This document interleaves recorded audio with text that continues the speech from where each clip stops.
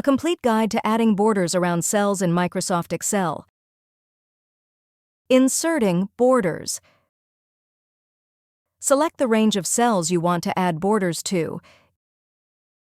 In the Home tab, click the arrow next to the borders icon. Select a border style.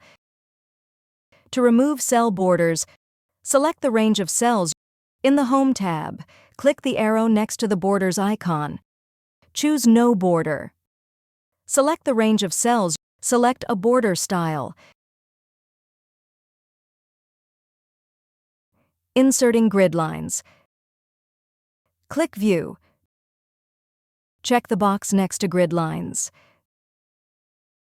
Grid lines do not print by default. If you want to print a spreadsheet with the grid lines on, in the Page Layout tab, check the box next to Print underneath grid lines. If you found this video helpful, kindly like and subscribe.